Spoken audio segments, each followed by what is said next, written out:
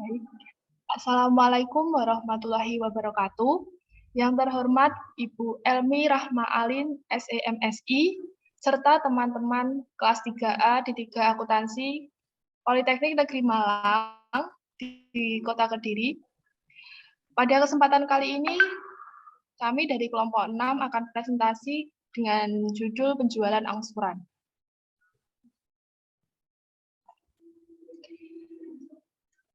Anggota kelompok 6 yaitu yang pertama saya sendiri, Dian Fitriana dengan nomor absen 7, serta teman saya, Nawang Indio Mara Putri dengan absen 17, Putriana Dwi Lestari dengan nomor absen 20, dan Reni Aprilia Ningsih dengan nomor absen 21.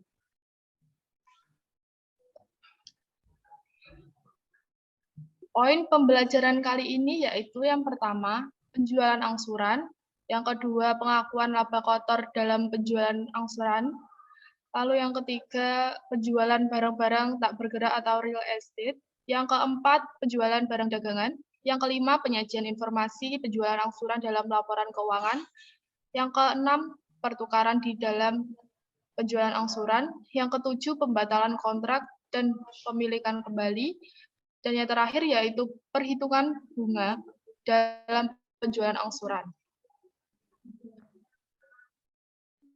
Untuk poin pembelajaran yang pertama yaitu penjualan angsuran. Apa sih penjualan angsuran itu?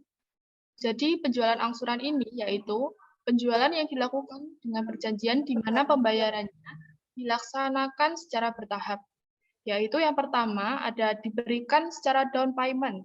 Apa itu down payment? Down payment yaitu pada saat barang-barang diserahkan kepada pembeli, penjual menerima pembayaran pertama sebagai sebagian dari harga penjualan.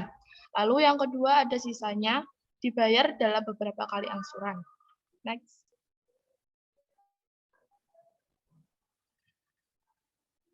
Bentuk-bentuk perjanjian kontrak penjualan angsuran. Adanya bentuk perjanjian ini dengan tujuan yaitu untuk melindungi kepentingan penjual dari kemungkinan tidak ditepatinya kewajiban-kewajiban oleh pihak pembeli. Bentuk-bentuk perjanjiannya yaitu yang pertama ada perjanjian penjualan bersyarat atau conditional sales contract, yang dimana barang-barang telah diserahkan tetapi hak atas barang-barang masih berada di tangan penjual sampai seluruhnya pembayaran sudah lunas. Lalu yang kedua itu ada pada saat perjanjian ditandatangani dan pembayaran pertama telah dilakukan, yang mana hak milik dapat diserahkan kembali kepada pembeli. Tetapi dengan menggadaikan atau menghipotekkan untuk bagian harga penjualan yang belum dibayar kepada si penjual. Lalu yang ketiga ada hak milik atas barang-barang untuk sementara diserahkan kepada suatu badan trust atau trustee sampai pembayaran harga penjualan dilunasi. Jadi setelah pembayaran lunas oleh pembeli, baru trustee menyerahkan hak atas barang-barang itu kepada pembeli. Lalu yang keempat ada beli sewa atau lease purchase, di mana barang-barang yang telah diserahkan kepada pembeli, pembayaran angsuran dianggap sewa sampai harga dalam kontrak telah dibayar lunas. Baru sesudah itu hak milik berpindah kepada pembeli. Next. Selanjutnya ada pemilikan kembali barang dagang. Faktor-faktor yang harus diperhatikan oleh penjual untuk mengurangi atau menghindarkan kemungkinan kerugian yang terjadi dalam pemilikan kembali, yaitu yang pertama ada besarnya pembayaran pertama atau down payment. Jadi down payment ini harus cukup untuk menutup semua kemungkinan terjadinya penurunan harga barang tersebut dari semula barang baru menjadi barang bekas. Lalu yang kedua ada jangka waktu pembayaran. Jangka waktu pembayaran ini di antara angsuran yang satu dengan yang lain hendaknya tidak terlalu lama.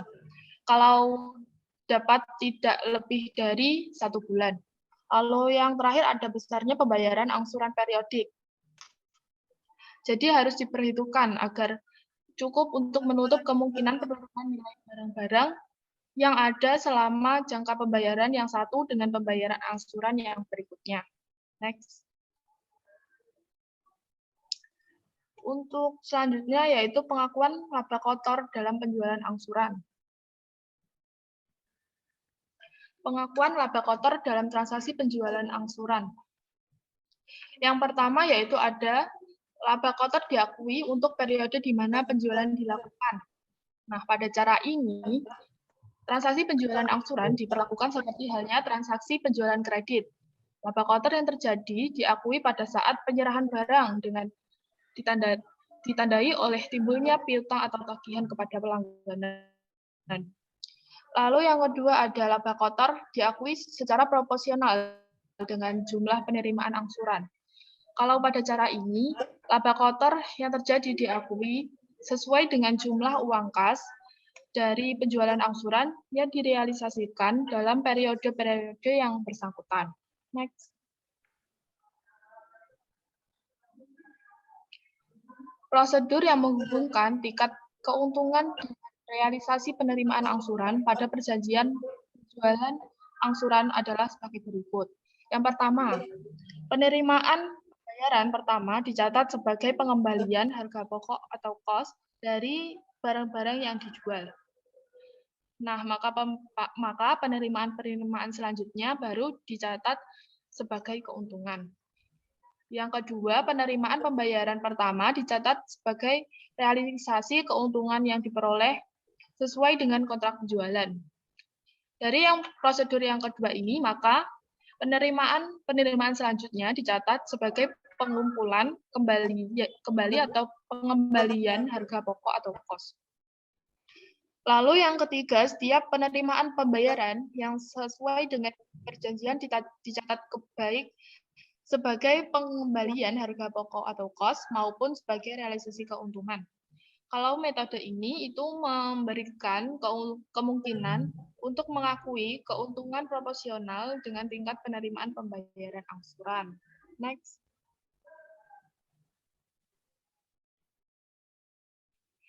Lalu ada penjualan angsuran untuk barang-barang tak bergerak. Langsung saja ke contoh soalnya. Pada contoh ini, PT Sentana suatu perusahaan yang bergerak dalam bidang jual beli aset tidak bergerak, menjual sebuah rumah kepada Tuan Hartono dengan harga Rp2.500.000. Harga pokok rumah itu menurut pembukuan PT Sentana sebesar Rp1.500.000.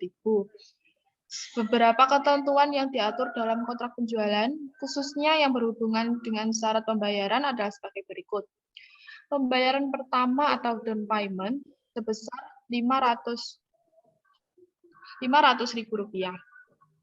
PT Sentana dan Tuan Hartono setuju untuk menghipotekan yaitu menggadaikan rumah tersebut dari Tuan Hartono kepada PT Sentana sebesar Rp2 juta. Akta hipotek ditandatangani pada tanggal 1 September 1980, dibayar dalam jangka waktu 5 tahun dengan pembayaran tiap setengah tahun, yaitu sebesar Rp200.000.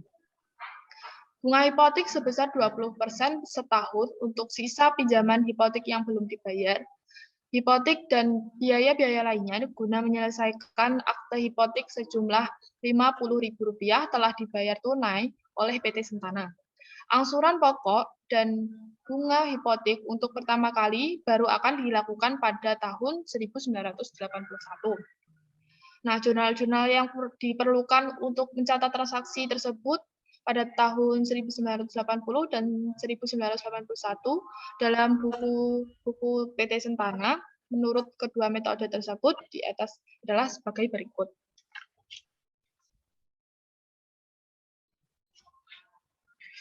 Berikut merupakan transaksi dari metode yang pertama, yaitu laba diakui pada periode penjualan, dan metode kedua yaitu laba diakui secara proporsional dengan jumlah penerimaan angsuran. Transaksi pada 1 September 1980. Yang transaksi yang pertama yaitu dijual sebuah rumah dengan harga Rp2.500.000. Harga pokok rumahnya sebesar Rp1.500.000. Dengan jurnal metode pertama yaitu piutang Tuan Hartono sebesar Rp2.500.000 pada rumah sebesar Rp1.500.000 dan laba penjualan rumah sebesar 1 juta. Nah, 1 juta ini terdapat dari 2.500.000 dikurangi dengan 1.500.000 tersebut. Dengan kalau metode yang kedua, jurnalnya yaitu piutang Tuan Hartono sebesar Rp2.500.000 pada rumah sebesar Rp1.500.000 dan laba kotor yang belum direalisasi yaitu sebesar Rp1 juta. Kalau transaksi yang kedua yaitu penerimaan pembayaran pertama atau down payment sebesar Rp500.000 dan hipoteknya untuk saldo yang belum dibayar yaitu sebesar Rp2 juta. Jurnalnya ya kalau metode pertama yaitu kas sebesar Rp500.000, hipoteknya Rp2 juta pada piutang Tuan Hartono sebesar Rp2.500.000. Sama ya teman-teman kalau metode duanya. Lalu transaksi yang ketiga yaitu pembayaran biaya-biaya, komisi, dan pengurusan akte hipotek dan lain-lain sebesar Rp50.000. Metode yang pertama, jurnalnya yaitu ongkos penjualan Rp50.000 pada kas sebesar Rp50.000. Metode duanya yaitu sama, ongkos penjualan sebesar Rp50.000 pada kas sebesar Rp50.000. Next.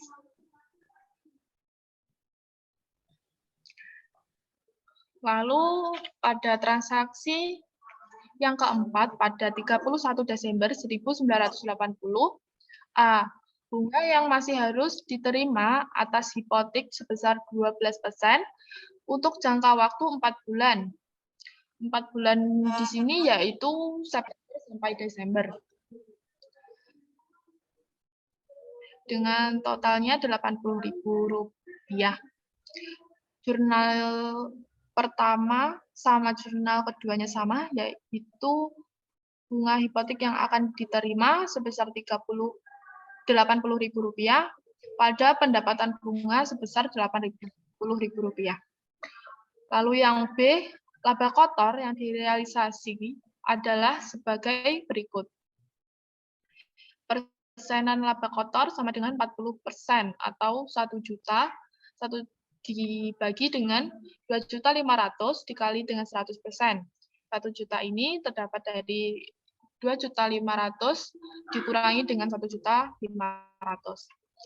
Penerimaan kas tahun 1980 sebesar Rp500.000, yaitu down payment-nya. Jadi, laba kotor yang direalisasi yaitu 40% dikali dengan Rp500.000, yaitu menghasilkan Rp200.000. Pada metode yang pertama itu tidak ada jurnal, lalu ya metode kedua yaitu laba kotor yang belum direalisasi sebesar Rp200.000 pada realisasi laba kotor sebesar Rp200.000. Lalu selanjutnya transaksi yang kelima yaitu menutup rekening nominal kerugi laba. Untuk jurnal metode yang pertama yaitu laba penjualan rumah sebesar Rp1 juta, pendapatan bunga sebesar Rp80.000,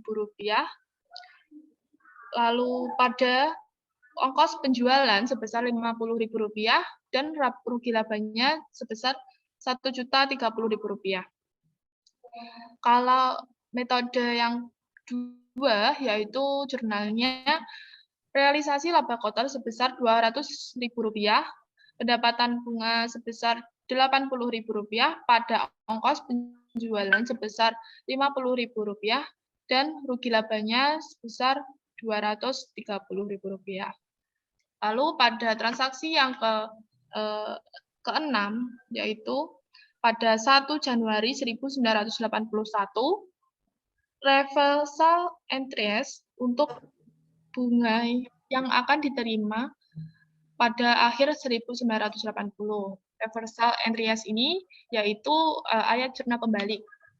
Dengan jurnal pada metode pertama yaitu pendapatan bunga sebesar Rp80.000 pada bunga hipotek yang akan diterima sebesar Rp80.000. Rp80.000 ini terdapat dari 4%-nya Rp2 juta. Lalu pada metode yang kedua jurnalnya sama. Selanjutnya pada transaksi yang ke-7 yaitu pada 1 Maret 1981 diterima pembayaran angsuran hipotek sebesar Rp200.000 dan bunga hipotek sebesar Rp120.000. Dengan metode yang pertama dan yang kedua jurnalnya sama, yaitu kas sebesar Rp320.000 pada hipotek UK sebesar Rp200.000 dan pendapatan bunganya Rp120.000. Rp120.000 ini terdapat dari 6%-nya Rp2 juta. Lalu pada transaksi ke-8 yaitu pada 1 September 1981 diterima pembayaran angsuran hipotek Rp200.000 dan bunga dari pokok hipotek sebesar Rp1.800.000. 20%-nya untuk jangka waktu 6 bulan sebesar Rp108.000. Jurnal metode pertama dan kedua sama, yaitu kas sebesar Rp308.000 pada hipotek UK sebesar Rp200.000 dan pendapatan bunganya sebesar Rp108.000. Next, untuk selanjutnya akan disampaikan oleh Nawang Indi.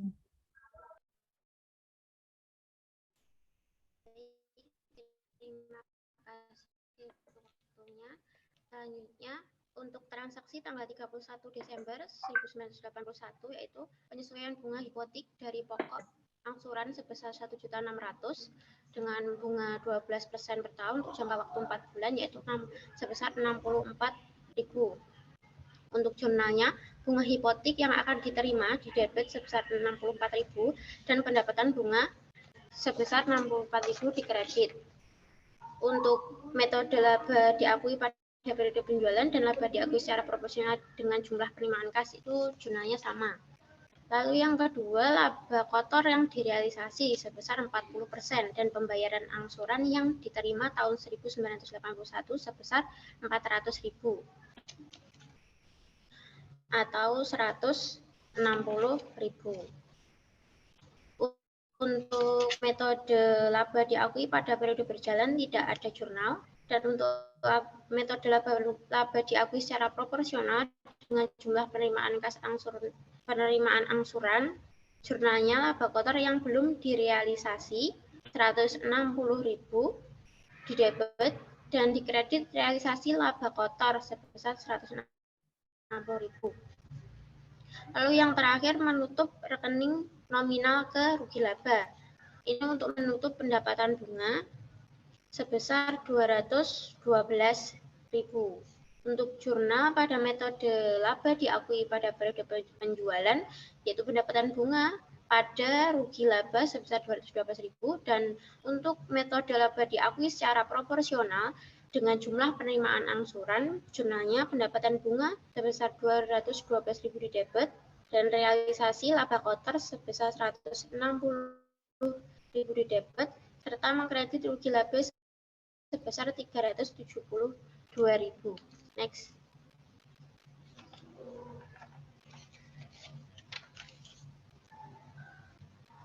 Nah, selanjutnya yaitu pembatalan kontrak. Apabila kontrak dibatalkan, berarti seluruh laba yang diperhitungkan tidak seluruh laba yang diperhitungkan dapat direalisasikan.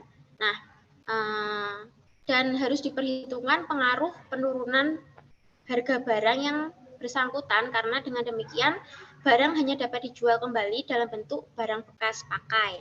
Nah, ini diasumsikan dari contoh tersebut untuk Tuan Hartono tidak dapat memenuhi kewajibannya pada tanggal 1 Maret 1982, maka PT Sentana akan menarik kembali saldo hipoteknya sebesar Rp1.600.000 Rp1.000 dan memiliki kembali rumah, sedangkan jumlah pembayaran yang telah dilakukan oleh Tuan Hartono sebesar Rp900.000 tidak dapat ditarik kembali dan menjadi haknya PT Sentana.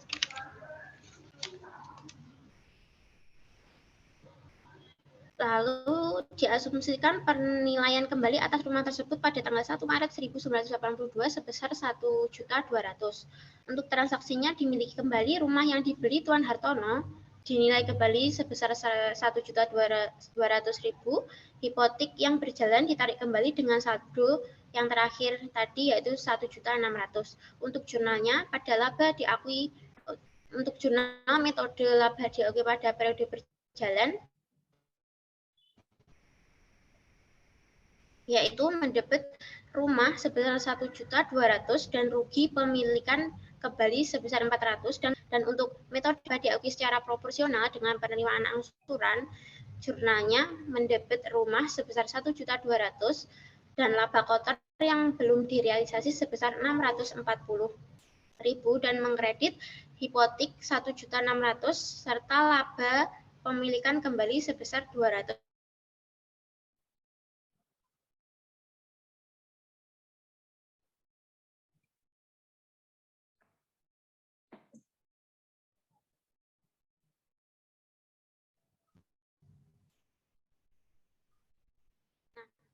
Untuk perhitungan laba rugi pemilikan kembali pada masing-masing metode, untuk perhitungannya kepemilikan kembali yaitu di slide ada laba dengan dua metode, laba diakui pada periode penjualan dan laba diakui secara proporsional dengan jumlah penerimaan angsuran. Perhitungannya jumlah pembayaran yang telah diterima kedua metode sama Rp900.000, rugi karena penurunan harga pokoknya Rp1.500.000 dan harga penilaian kembali pada tanggal 1 Maret 1982 sebesar Rp1.200.000.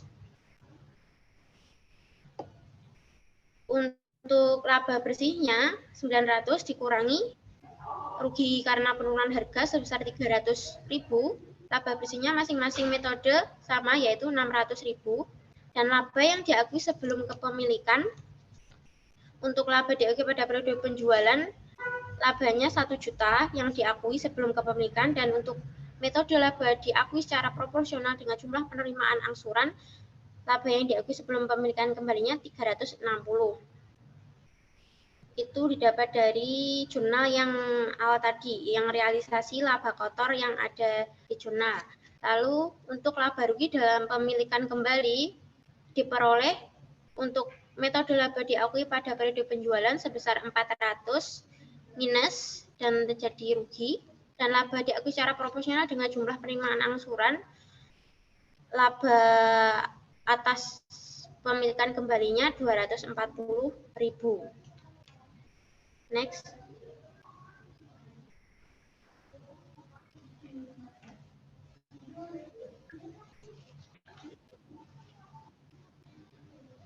Untuk poin selanjutnya yaitu penjualan angsuran barang dagangan.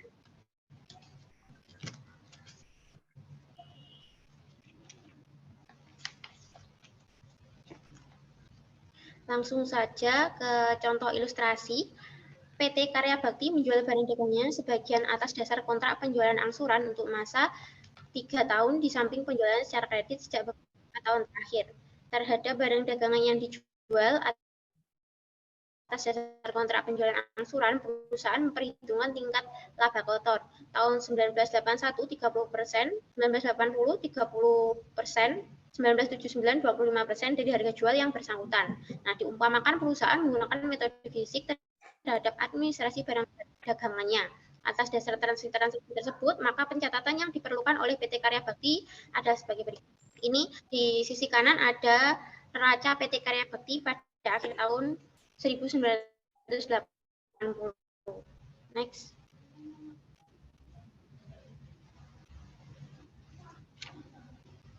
Nah, untuk penjualan angsuran untuk barang-barang dagangan bergerak, transaksinya yang pertama pada tanggal 1 Januari sampai 31 Desember 1981 terdapat penjualan, ada penjualan tunai, kredit, angsuran dengan jumlah penjualan 2.450.000. Jurnalnya kas didebet sebesar 1 juta, piutang dagang didebet sebesar 850 dan mengkredit penjualan sebesar 1.850.000. Untuk selanjutnya piutang penjualan angsuran tahun 1981 sebesar 600.000 didebet dan dikredit penjualan angsuran sebesar 600.000. Nah, untuk zona ini dibedakan karena untuk penjualan tunai dan kredit itu termasuk dalam penjualan reguler, dan untuk penjualan angsuran itu masuk penjualan angsuran atau installment sales. Untuk yang kedua, pembelian barang-barang secara kredit sebesar 2.500.000. Jurnalnya pembelian didebet sebesar 2.500.000 dan hutang dagang dikredit sebesar 2.500.000. Untuk transaksi yang ketiga, penerimaan kas dari piutang dagang dan piutang penjualan angsuran pada tahun 1981, 1980, dan 1979 dengan total jumlah penerimaan kas yaitu 1.360.000. Untuk jurnalnya, kas didebet sebesar 1.360.000 dan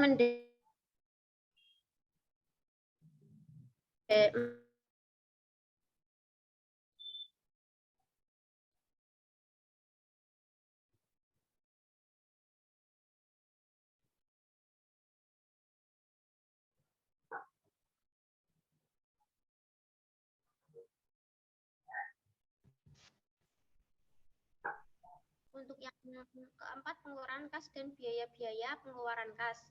Untuk pembayaran hutang, macam-macam biaya usaha, dan biaya penyusutan aktiva tetap. Untuk jumlah pengeluaran kas sebesar 2.855 dengan rincian yang ada di atasnya, dan biaya penyusutan aktiva tetap sebesar 95.000. Jurnalnya, hutang dagang didebet sebesar 2.550 dan macam-macam biaya usaha sebesar 500. Lalu mengkredit potongan pembelian 100.000, kas 2.855.000 dan akumulasi penyusutan aktiva tetap 9.000. Lalu untuk transaksi-transaksi pada tanggal 31 Desember 1981 itu untuk mencatat untuk penutupan buku tahunan dan mencatat harga pokok barang-barang 1.000. Jurnalnya, harga pokok penjualan angsuran 390.000 didebet dan kredit pengiriman barang-barang penjualan angsuran sebesar 390.000. Next.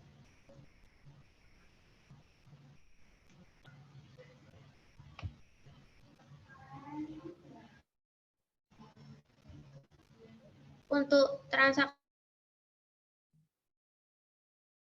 yang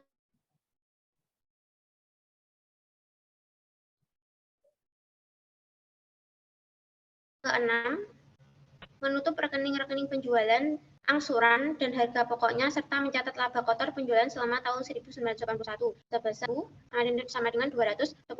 Penjualan angsuran sebesar 600.000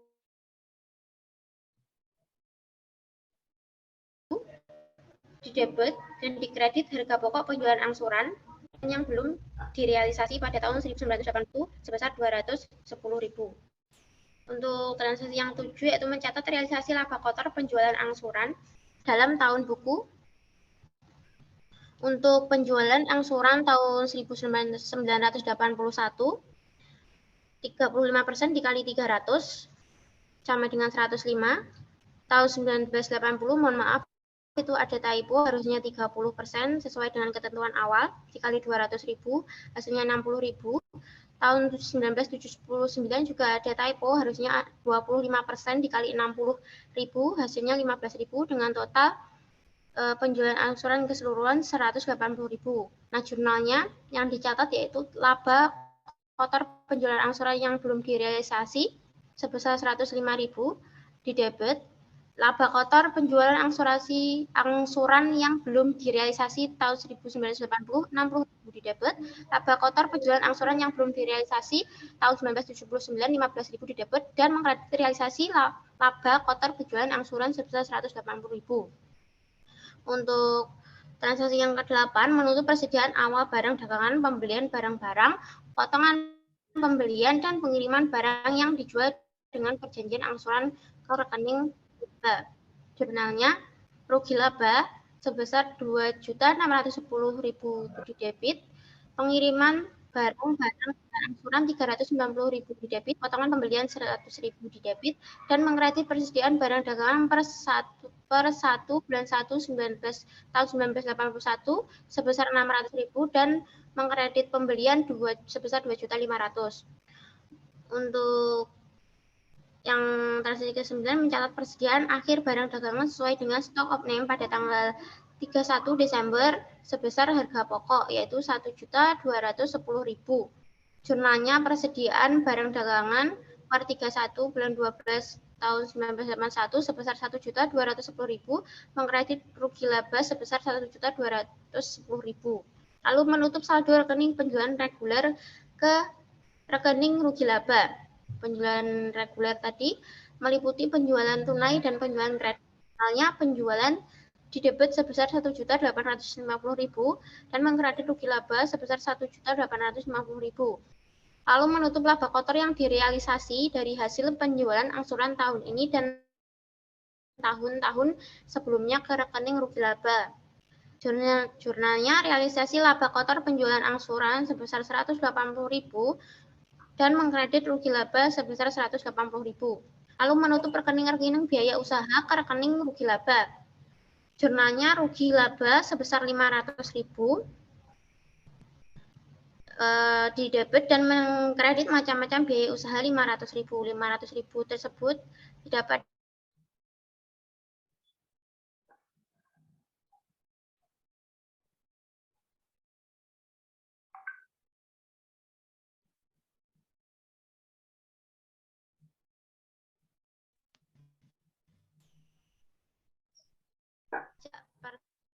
sebesar 20% dikali laba sebelum dipotong. Sebesar 26.000 dari 20% dikali 130.000.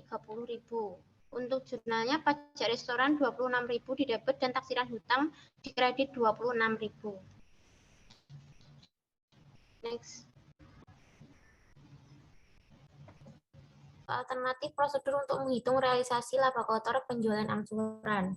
Dengan cara menentukan terlebih dulu jumlah sisa laba kotor yang belum direalisasi pada akhir tahun buku atau akhir periode yang bersangkutan. Untuk bisa dilihat dalam tabel, penjualan angsuran 3 tahun yaitu tahun 1979, 1980, dan 1991, saldo laba kotor yang belum direalisasi atau sebelum disesuaikan tahun 1981 210.000, 1980 90.000, 1979 20.000. Lalu untuk laba kotor yang belum direalisasi pada akhir periode untuk penjualan angsuran tahun 1981 35% dikali 300.000 untuk tahun 1981 sebesar 105.000. Lalu untuk penjualan angsuran 1980 yaitu 30% dikali 100.000 yaitu 30.000. Untuk penjualan angsuran tahun 1979 yaitu 25.000. 25% dikali 20.000 dengan total 5.000. Untuk realisasi laba kotor sesuai dengan penerimaan pembayaran piutang penjualan angsuran selama tahun 1981 yaitu 105.000 dan untuk 980 60.000, untuk 1979 sebesar 5.000. Next. Untuk poin selanjutnya yaitu penyajian laporan keuangan pada metode angsuran. Tidak banyak berbeda untuk penyajian laporan keuangan pada metode angsuran dengan laporan keuangan pada umumnya. Hanya saja di dalam neraca akan terdapat rekening piutang penjualan angsuran dan laba kotor yang belum direalisasi yang erat hubungannya dengan pelaksanaan penjualan angsuran tersebut. Nah, untuk akun laba kotor yang belum direalisasi di dalam neraca dapat dicantumkan ke dalam salah satu dari ketiga kelompok di bawah ini. Yang pertama sebagai hutang dan dilaporkan di bawah kelompok akun pendapatan yang masih akan diterima. Yang kedua sebagai rekening penilaian yang mengurangi rekening piutang penjualan angsuran. Dan yang ketiga sebagai rekening modal dan dicatat sebagai bagian dari laba yang ditahan atau retained earning. Laba kotor yang belum direalisasi dari penjualan angsuran biasanya disajikan dalam kelompok hutang di dalam neraca sebagai pendapatan yang masih akan diterima. Untuk materi selanjutnya akan dijelaskan oleh rekan saya. Baik, akan saya lanjutkan. Kemudian di sini ada laba kotor yang belum direalisasi dapat dikelompokkan ke dalam 3 elemen sebagai berikut. 1. Suatu cadangan untuk menutup biaya-biaya penagihan piutang penjualan angsuran yang belum dibayar. Kemudian suatu hutang atau kewajiban yang akan dibayar untuk pajak perseroan sesuai dengan bagian laba kotor yang belum diakui untuk ditarik pembayaran pajaknya. Kemudian sisanya merupakan laba bersih yang berasal dari transaksi penjualan angsuran tersebut. Untuk perhitungan rugi laba PT Karya Bakti untuk tahun buku yang berakhir tanggal 31 Desember 1981 bisa dilihat di situ untuk aktiva dan pasifanya jumlahnya adalah masing-masing 2.610.000. Dengan rincian sebagai berikut. Kemudian ada perhitungan rugi laba untuk periode tahun buku 1981 oleh PT Karya Bakti Semarang. Bisa dilihat di situ laba kotor penjualannya yaitu untuk penjualan angsuran sebesar 210.000, penjualan reguler 450.000, dan total keseluruhan 660.000. Kemudian dikurangi dengan laba kotor penjualan angsuran tahun 1981 yang belum direalisasi dan ditambah dengan realisasi laba kotor penjualan angsuran 1980 dan 1979 hingga jumlah realisasi laba kotor dalam tahun 1981 yaitu jumlahnya menjadi 630.000. Kemudian ada macam-macam biaya usaha yang termasuk penyusutan sebesar 500.000 dan laba bersih sebelum pajak perseroan sebesar 130.000 hingga diperoleh laba bersih setelah pajak yaitu 104.000.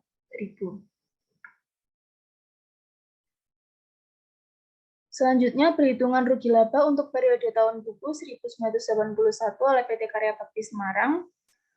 Tingkat laba kotor untuk penjualan angsuran 1981, yaitu rumusnya sebagai berikut. Laba kotor dibagi hasil penjualan dikali 100%.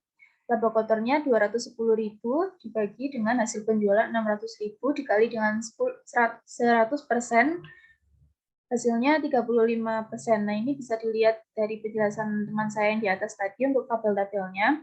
Kemudian, laba kotor yang belum direalisasi untuk penjualan angsuran tahun 1981, ada piutang penjualan angsuran sebesar 600.000, penerimaan pembayaran dalam tahun 1981,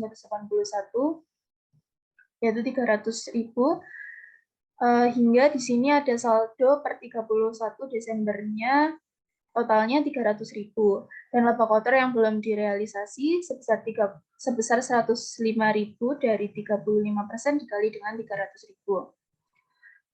Untuk realisasi laba kotor tahun 1981, di sini untuk tahun 1981 laba kotor yang direalisasi yaitu sebesar 105.000.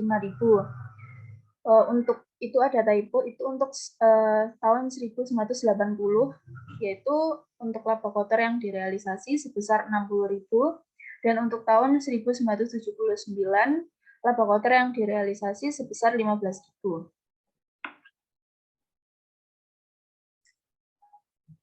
Kemudian selanjutnya, masalah pertukaran atau trade-in di dalam penjualan angsuran. Pertukaran di sini adalah apabila penjual yang dimaksud menyerahkan barang-barang baru dengan perjanjian angsuran, sedang pembayaran pertama atau down payment dari pembeli berupa penyerahan barang-barang bekas. Nah, barang-barang bekas tersebut dinilai atas dasar perjanjian yang telah diadakan antara pihak penjual dan juga pembeli. Dalam hal ini, terhadap barang-barang yang diterima harus dicatat sebesar harga penilaian yang dianggapnya sebagai cost atau estimate cost, sedangkan jumlah harga barang yang diterima menurut tawar-menawar dalam perjanjian trade-ins bukan merupakan cost tetapi merupakan harga pertukarannya. Perbedaan antara estimate cost dengan harga pertukaran dicatat dalam rekening cadangan perbedaan harga penukaran. Kita masuk ke contoh 3. Di sini ada seorang pedagang mobil memiliki sebuah mobil baru dengan harga pokok 1 juta dijual kepada seorang pembeli dengan perjanjian penjualan angsuran seharga 1.500.000. Sebagai pembayaran pertama atau down payment, pembeli menyerahkan sebuah mobil bekas dan setuju di harga 400.000. Kemudian diperkirakan biaya-biaya yang diperlukan untuk perbaikan mobil bekas tersebut berjumlah 50.000. Harga penjualan normal setelah diperbaiki adalah 375.000. Perdagangan mobil tersebut mengharapkan laba normal sebesar 25% dari harga penjualan mobil-mobil bekasnya. Jurnal yang diperlukan untuk mencatat transaksi pertukaran itu oleh pedagang mobil dapat disusun sebagai berikut. Untuk perhitungan-perhitungannya, di sini harga pertukaran mobil bekas yaitu 400.000 sesuai soal tadi. Kemudian harga penilaian terhadap mobil bekas, yaitu harga jual sesudah diperbaiki 375.000, dikurangi dengan ongkos perbaikan sebesar 50.000, laba normal yang diharapkan dalam penjualan kembali mobil bekas yaitu 25%, dikali dengan harga jual sesudah diperbaiki yaitu 375.000.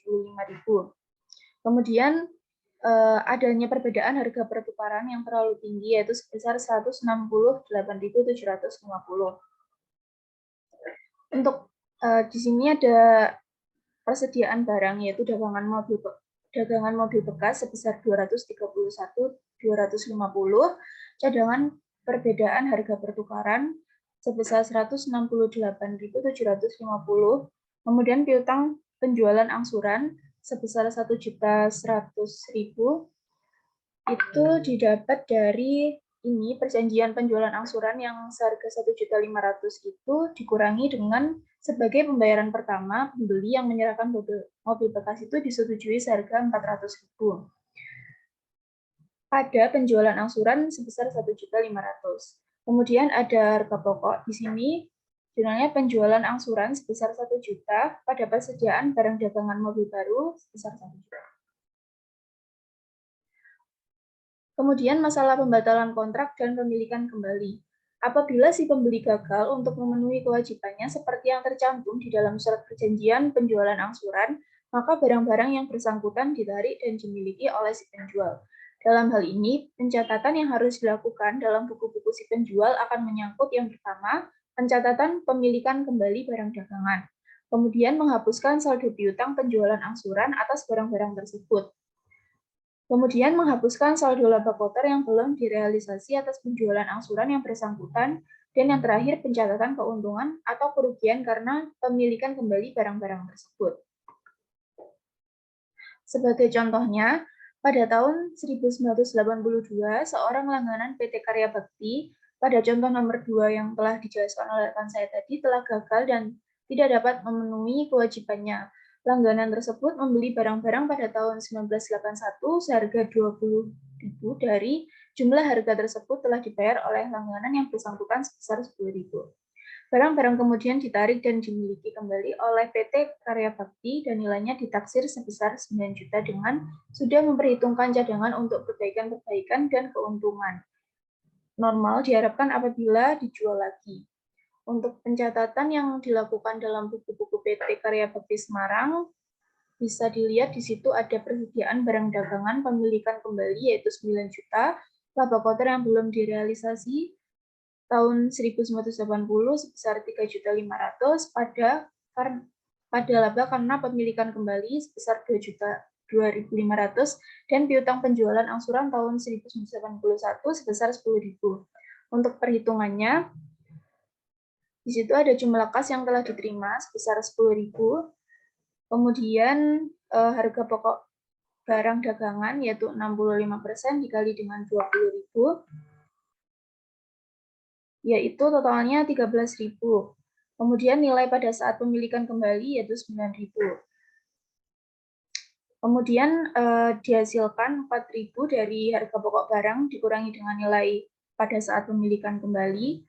Kemudian ada laba atas barang yang ditarik kembali sebesar 6.000, laba yang telah diakui sebelumnya 35% dikali 10.000, yaitu totalnya 3.500 dan laba pemilikan kembali disebutkan di sini 2.500.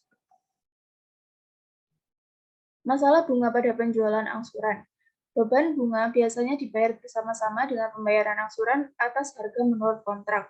Kebijakan pembayaran bunga secara periodik pada umumnya dilakukan dalam bentuk seperti tersebut di bawah ini. Yang pertama, bunga diperhitungkan dari sisa harga kontrak selama jangka waktu angsuran. Cara semacam ini sering disebut dengan long end interest. Kemudian yang kedua, bunga diperhitungkan dari setiap angsuran yang harus dibayar. Kemudian, pembayaran angsuran periodik dilakukan dalam jumlah yang sama dan secara periodik diperhitungkan berdasarkan dari sisa harga kontrak. Sebagaimana contoh 5 di sini, misalnya pada tanggal 1 Januari 1980 telah dijual sebuah mesin dengan harga 1.250.000 atas dasar perjanjian penjualan angsuran. Uang muka atau down payment ditetapkan sebesar 350.000, sedangkan sisanya dibayar dalam waktu 1 tahun dengan 6 kali angsuran setiap 2 bulan. Dan bunga di sini ditetapkan sebesar 12% setahun dan harga pokok mesin tersebut sebesar 750.000. Pembayaran yang akan dilakukan sesuai dengan 4 cara seperti diterangkan di awal. Untuk perhitungannya yaitu harga jual mesin sebesar 1.250.000, uang muka sebesar 350, kemudian dibayar 6 kali angsuran tiap-tiap 2 bulan yaitu 900.000, kemudian besarnya pembayaran setiap kali angsuran sebesar 150.000. Selanjutnya akan dijelaskan oleh rekan saya, Reni.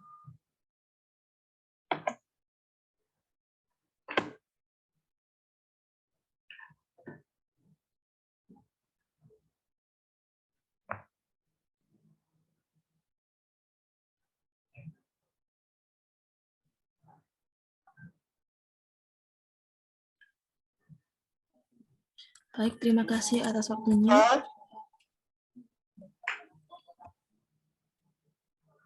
Silakan melanjutkan presentasi dari Putri Ana.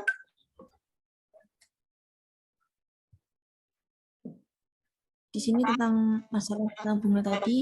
Yang pertama, ada bunga periodik diperhitungkan dari sisa harga kontrak pada setiap awal periode angsuran.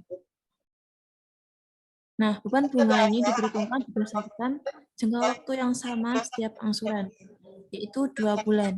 Akan tetapi, sebagai titik tolak perhitungan bunga dipakai saldo harga kontrak setiap awal periode angsuran yang bersangkutan, sehingga jumlahnya akan semakin berkurang dari angsuran 1 dengan angsuran berikutnya. Contohnya, pada tabel berikut, bunga diperhitungkan dari sisa harga kontrak pada setiap awal periode angsuran yang bersangkutan. Nah, bisa kita lihat dalam tabel tersebut, di tanggal 1 Maret tahun 1980, bunga atas saldo harga kontrak pada awal periode angsuran sebesar 18.000 diperoleh dari 12% dikali dengan 12 kali 2 per 12 dikali dengan 900.000, hasilnya 18.000. Lalu ada kolom angsuran atas harga kontrak sebesar 150.000 dan jumlah pembayarannya dijumlahkan hasilnya 168.000. Dan sisa harga kontrak ini diperoleh dari 900.000 dikurangi dengan 150.000, hasilnya 750.000. Dan begitu seterusnya sampai yang ke bawah, sampai tanggal 11 Desember 1980, yang hasilnya nihil. Next.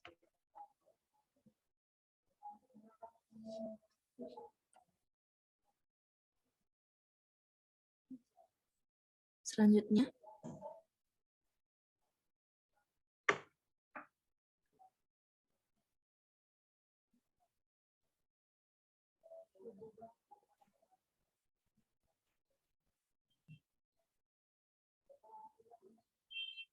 Nah, atas dasar perhitungan dalam daftar tersebut, maka pencatatan di dalam buku-buku si pembeli dan si penjual akan ternyata sebagai berikut. Tanggal 1 Januari 1990, ini jurnal untuk penjualan angsuran sebuah mesin dengan harga Rp1.250.000 dengan uang mukanya Rp350.000. Nah, buku-buku si pembeli, jurnalnya sebagai berikut, ada mesin-mesin, ada hutang pembelian angsuran. Nah, untuk jurnal kedua, ada hutang pembelian angsuran pada kas. Nah, lalu dari segi penjual, menjurnal sebagai berikut, piutang penjualan angsuran pada penjualan angsuran. Lalu yang kedua, kas pada piutang penjualan angsuran.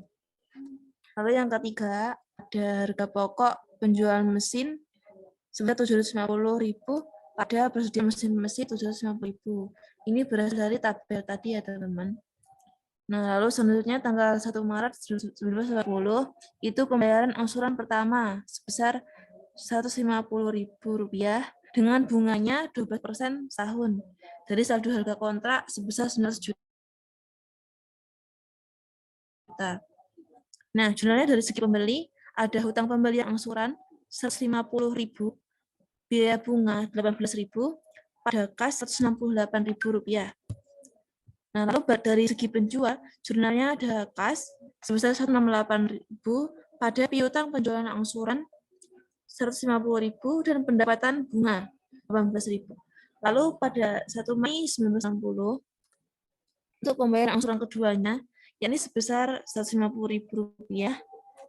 Nah, ini bedanya dikalikan dengan Rp750.000 setelah dikurangi dari saldo di atasnya tadi.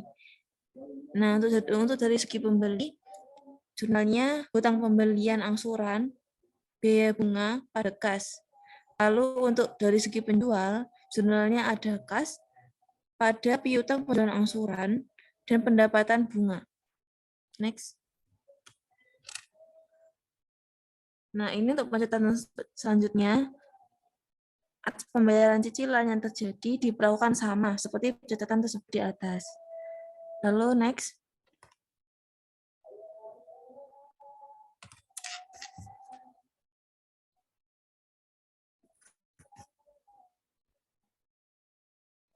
Nah, yang kedua ini bunganya sebelumnya.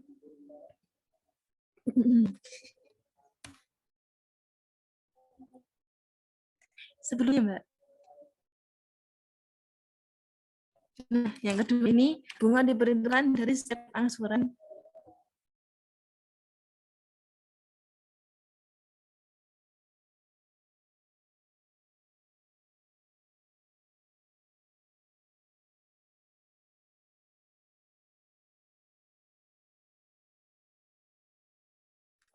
Slide selanjutnya, Mbak ya.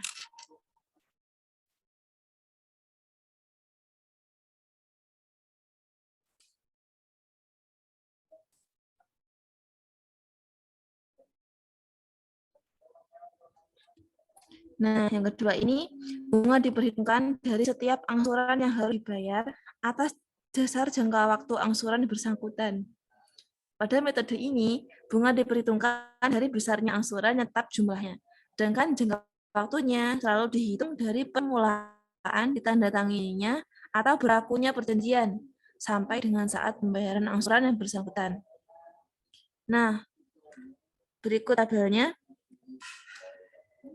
Pada tanggal 1 Maret 1990, pada kolom bunga dari tanggal transaksi sampai dengan 1% per bulan, ini yang 3 juta ini diperoleh dari 12% dikalikan dengan 2/12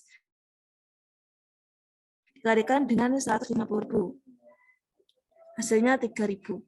Nah, lalu untuk yang akhir ini 31 Desember 2020, 18.000 diperoleh dari 12% dikalikan dengan 2/12 dikalikan dengan 150.000.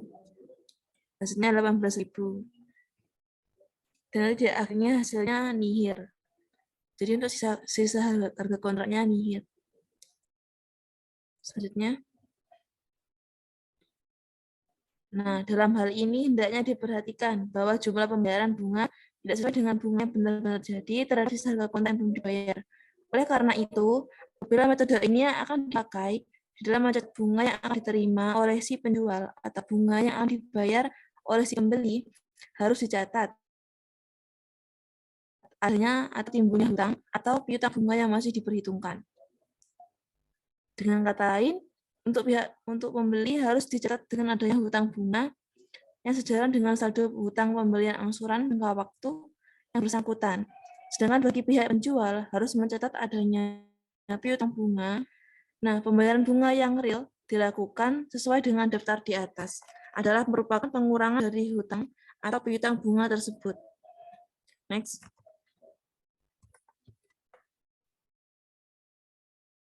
Atas perhitungan dalam daftar di atas, maka pencatatannya dalam buku pembeli dan penjual adalah yang pertama tanggal 1 Januari 1980, ini menjurnal penjualan angsuran sebuah mesin seharga Rp1.250.000 dengan uang mukanya Rp350.000. Nah, dari segi pembeli mencatatnya sebagai berikut: mesin ada hutang pembelian angsuran. Jurnal kedua, hutang pembelian angsuran pada kas. Untuk segi penjual, jurnalnya bisa dilihat sebagai berikut. Nah, lalu untuk 1 Maret 1960, ini yang pertama mencatat bunga yang masih harus diperhitungkan atau accrued interest selama 2 bulan dari sisa harga kontrak sebesar Rp11.000. Nah, dari segi pembeli di jurnal biaya bunga sebesar 18.000, itu hasil dari kolom di atas pada bunga yang akan dibayar atas pembelian angsuran sebesar Rp18.000. Lalu untuk dari segi penjual, jurnalnya sebagai bunga yang akan diterima atas penjualan angsuran pada pendapatan bunga. Tentunya berbeda ya teman-teman. Lalu selanjutnya yang kedua ini ada pencatatan pembayaran angsuran. Pertama, sebesar Rp150.000 dengan bunganya 12% tahun selama 2 bulan dari angsuran yang bersangkutan. Jurnalnya hutang pembelian angsuran dan beban dan bunga yang akan dibayar atas pembelian angsuran pada kas sebesar Rp153. Lalu yang kedua, jurnal dari segi penjual ada kas dan piutang penjualan angsuran pada bunga yang akan diterima atas penjualan angsuran. Lalu pada selanjutnya 1 Mei 1980, ini mencatat bunga yang harus diperhitungkan selama 2 bulan dari sisa harga kontrak sebesar Rp250.000. Jurnalnya masih sama seperti yang tadi, hanya saja jumlahnya yang berbeda karena dikalikan dengan Rp750.000. Selanjutnya pada yang kedua, untuk mencatat pembayaran cicilan kedua serta bunga 4 bulan dari cicilan yang dibayar. Jadi ini bunga 4 bulan ya. Ini jurnalnya dari segi pembeli, hutang pembelian angsuran sebesar Rp150.000 pada dan bunga yang akan dibayar atas pembelian angsuran pada kas. Untuk jurnal dari segi penjual juga hampir sama dengan sebelumnya tadi pada 1 Maret, hanya saja jumlahnya yang berbeda karena ini menghitung bunga 4 bulannya. Oke, next. Nah, untuk pencatatan transaksi selanjutnya, pada prinsipnya sama dengan cara di atas. Meskipun dalam pencatatan tersebut, pembebanan bunga lebih besar daripada bayarannya, tapi pembebanan tersebut akan turun secara periodik. Nah, sedangkan pembayaran naik dari periode ke periode, pada akhirnya nanti jumlah pembayaran bunga akan sama dengan jumlah beban yang akan dicatat. Perubahan daripada saldo bunga yang masih dihitungan itu diikhtisarkan sebagai berikut. Nah, ini dipandang dari sudut pembeli. Kolomnya sebagai berikut. Ada kolom kenaikan bunga yang diperhitungkan, bersaldo kredit, dan pengurangan bunga yang dibayar debit, Ada juga saldo bunga yang akan dibayar atas pembalian angsuran diperoleh dari kenaikan bunga dikurangi dengan bunga yang dibayar. Next. Lalu yang ketiga ini pembayaran angsuran periodik dilakukan dengan jumlah yang sama, di mana di dalamnya sudah diperhitungkan angsuran pokok dan bunga atau sering disebut dengan metode annuited. Nah, jumlah pembayaran dari periode ke periode tetap sama, jumlah sudah diperhitungkan pembayaran bunga atas harga kontrak dan cara dan angsuran harga kontrak itu sendiri. Cara menghitungnya menggunakan rumus A sama dengan 1 dikurangi 1 per 1 plus I pangkat N.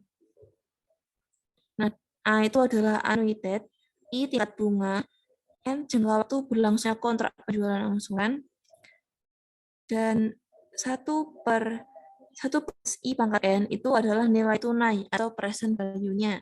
Next. Nah, apabila sudah diketahui faktor anuitasnya, maka jumlah pembayaran cicilan dihitung dengan rumus sebagai berikut. Jumlah pembayaran angsuran sama dengan sisa harga kontrak dibagi faktor anuitas tadi. Berikut perhitungannya, tinggal memasukkan, lalu sum besarnya setiap kali angsuran adalah 900 juta, 900.000 dibagi dengan 5, 601, 431, hasilnya 160.673 rupiah. Dapat pula dilihat pada tabel anuitas di bawah kolom 2% dan pada baris N 6, 12% setahun sama dengan 2% setiap bulan.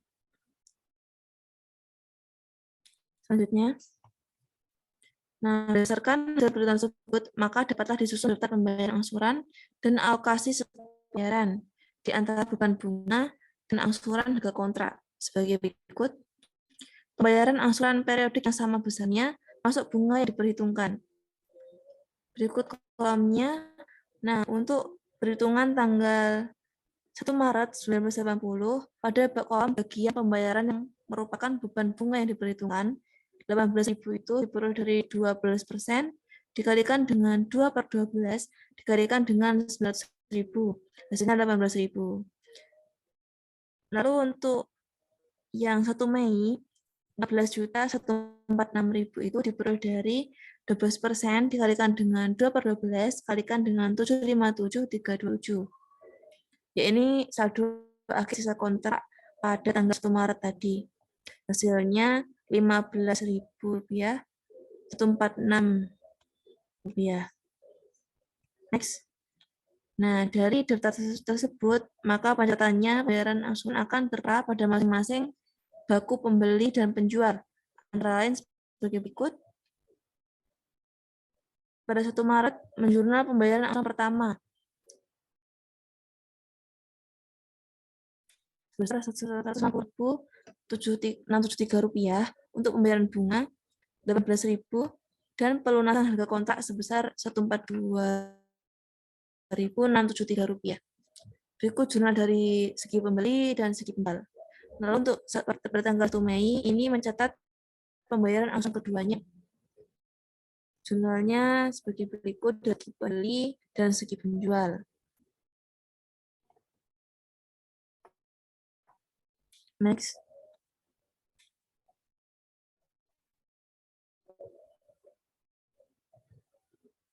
Yang tempat ini bunga secara periodik diperhitungkan berdasarkan dari sisa kontrak. Hanya bunga cukup ditentukan sekali saja. Dan selanjutnya, pembayaran bunga pada setiap angsuran adalah sebesarnya. Nah, cara yang ini tidak menimbulkan persoalan hitungan yang terperinci. Sebenarnya besarnya bunga cukup ditentukan sekali saja.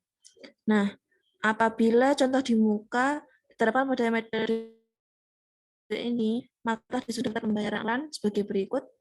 Ini daftarnya.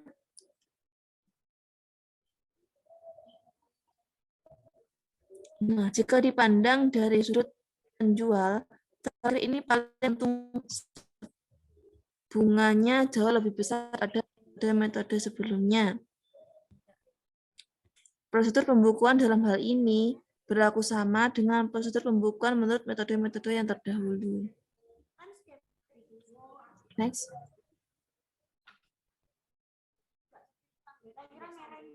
Nah, sekian dari kelompok kami.